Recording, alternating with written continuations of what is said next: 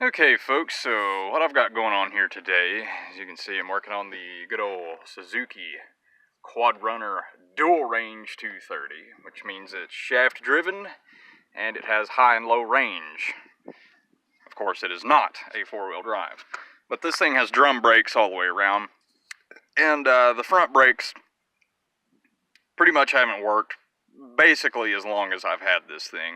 When I got it, this one over here on this side stuck real bad, and so I ended up just bleeding it out and cranking the adjusters all the way down. Let's see which one's which here.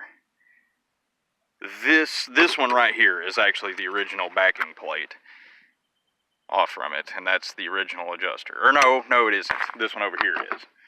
This is the original one because I took the wheel cylinder out of it. But there's what the wheel cylinder looks like, and that was after I hammered the thing back in.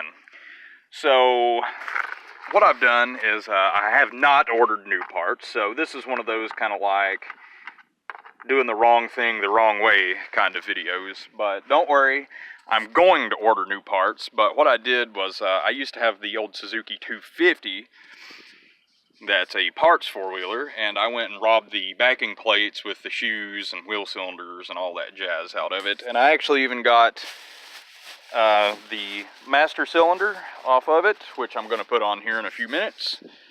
And I got a couple of the hoses as well. And I'm going to slap all that stuff on here. So yeah, I know I'm taking crappy, crusty, old used parts off from one thing and slapping them back on something else. But what my motivation is here is, in order to get brand new parts, I have to order them and wait for them to get here, and I have to hunt them down and do all that jazz. And so I've already got this stuff right here as it is now. So what I'm going to do is I'm going to put this crappy old backing plate back on here with an old used wheel cylinder and all that jazz, and the used shoes. I'm actually swapping around some shoes between the two sets of stuff that I have to get the best ones, and believe me, none of them are incredibly good. But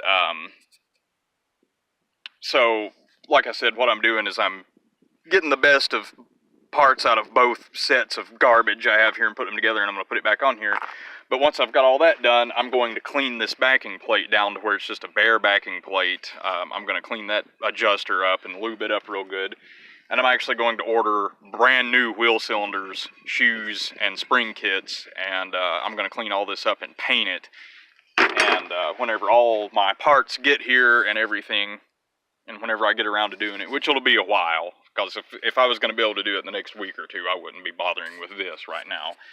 But I want to be able to take my time and really clean that stuff up and make it look nice and make it nice, but I still want to be able to ride the four-wheeler in the meantime. So that's what I'm doing today. As you can see, this is one of the shoes that came off from this backing plate, and it is pretty bad. Well, when I say pretty bad, I mean that's honestly an understatement. There's no pad left. Like, that's just I mean, there's a little bit right there, but there's absolutely none right there where my fingers are. And so I've got this one, which doesn't have a whole lot of pad left on it either, and it looks like crap, but it does have some pad left, so. And ironically, this came off from the original backing plate over there that had the stuck wheel cylinder, so, you know, take what you will from that. But anyway, I just figured I would make a quick video of that, but that's what I've got going on today, and yeah, if I get the brakes to actually work, I'll make another video displaying it.